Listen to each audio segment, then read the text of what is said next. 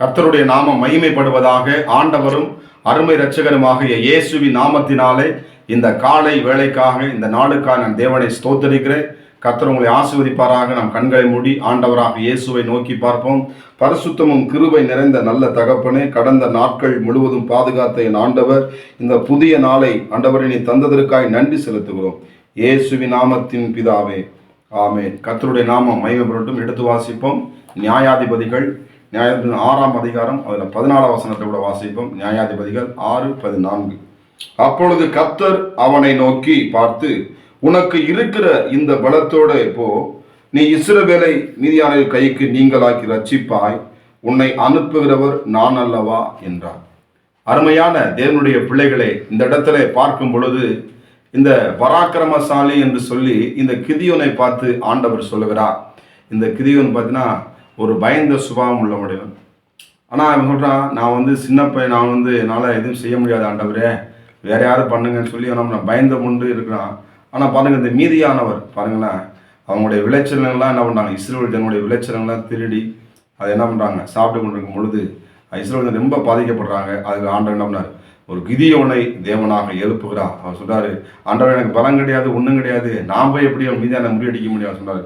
நான் உன்னோடு கூட என்ன பண்ணுறேன், இருக்கிறேன் அப்படின்னு சொல்லிடுவேன். இருக்கிற பலத்தோடு போ என்று சொல்லுகிறான். அப்போ ஏற்கனவே நமக்கு தேவன் என்ன பண்ணுறாரு, நம்மளை உண்டாக்கும் பொழுது, நம்மளை படைக்கும் பொழுது, நம்மளை சிருஷ்டிக்கும் பொழுது என்ன பண்ணிருக்காருங்க, பலத்தை கொடுத்துருக்கிறார், ஞானத்தை கொடுத்துருக்கிறார். நம்ம எந்தெந்த காரியத்தை எப்படி செய்யணும், ஒருவேளை எனக்கு ஞானமே இல்லை, எனக்கு இந்த காரியத்தை எப்படி செய்யணும்னு நினச்சிக்கிட்டீங்களா? இல்லை, ஏற்கனவே ஆண்டவர் உங்களுக்காக வைக்கப்பட்டிருக்கிற ஆசீர்வாதத்தை நீங்கள் மறந்துடாதீங்க. உங்களுக்குள்ளே ஆண்டுடைய பலன் இருக்கிறது என்பது மறந்து, இதனால் செய்ய முடியுமா, இதனால் செய்ய முடியாதா அப்படின்னு சொல்லாதீங்க. நிச்சயமாய் உன்னாலே செய்ய முடியும் என்று வானத்தையும் பூமியையும் உண்டாக்கின ஆண்டவர் இயேசு உங்களை பார்த்து சொல்லுகிறார். இந்த இடத்துல கிதியோன் சொல்ற, அப்படியே தொடர்ந்து நீங்கள் வாசிக்கும் பொழுது 15 சொல்லுவோம். அதற்கு அவன், என் ஆண்டவரே, நான் இஸ்ரவேலை எதினாலே ரட்சிப்பேன்? இதோ மனேசாவின் குடும்பம் மிகவும் எளிது, என் தகப்பன் வீட்டில் நான் எல்லோரிலும் சிறியவன் என்றார்.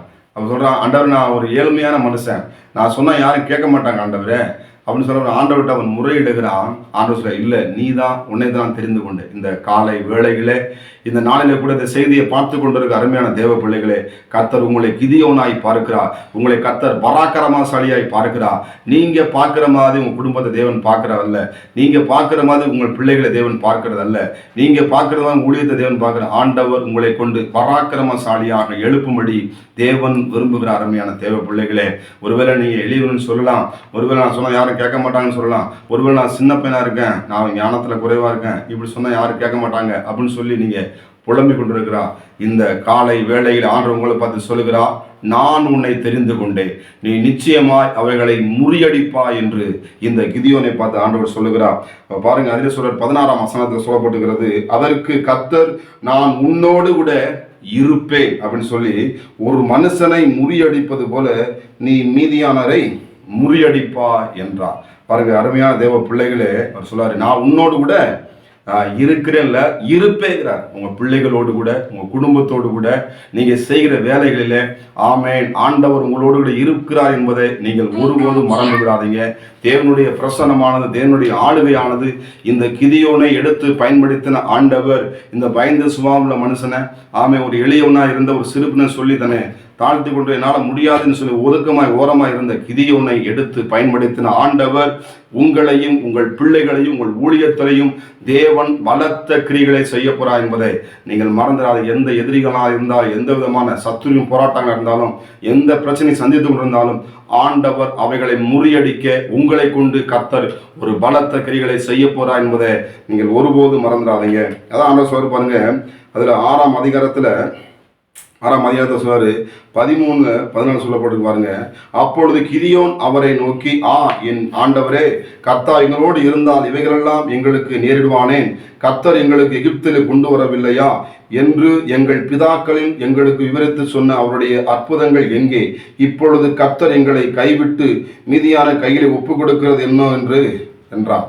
அதுக்கு ஆண்டவர், பயப்படாத, என்ன பண்றேன் கிதியோனே, நீ இருக்கிற பலத்தோடு என்ன பண்ண ஆண்டவர், நீங்கள் சொன்ன வாக்கு தத்துவங்கள் எங்களுக்கு நான் உண்மையாக பின்பற்றேன், நான் உங்களுக்கு உத்தமமாக பின்பற்றேன், எங்களுக்கு ஏன் ஆண்டவர் பிரச்சனை? ஒருவேளை உண்மையாக இருந்து நான் பாடுகள் அனுபவிக்கிறேன், நன்மை செய்து பாட நினைக்கிற அருமையான தேவ பிள்ளைகளே, கர்த்தர் உங்களை தெரிந்து கொண்டிருக்கிறார்.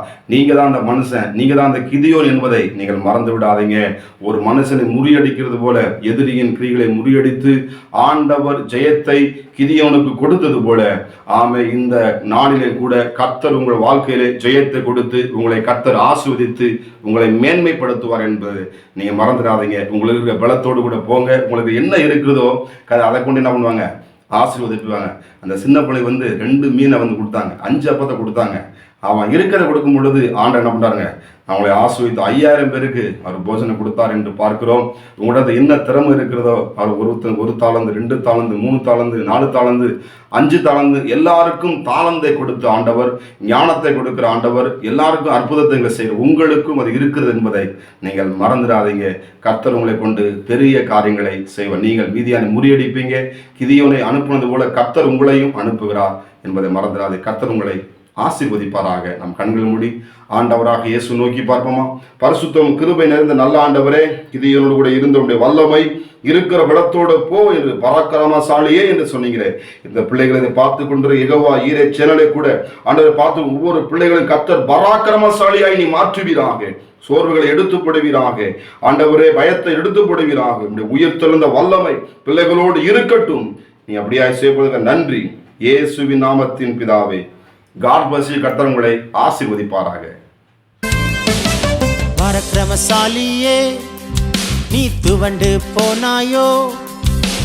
பராக்கிரமசாலியே, நீ துவண்டு போனாயோ. நான் செய்யும் காரியம் பயங்கரம், உன்னை கொண்டு செய்வது நிச்சயம். நான் செய்யும் காரியம் பயங்கரம், உன்னை கொண்டு செய்வது நிச்சயம்.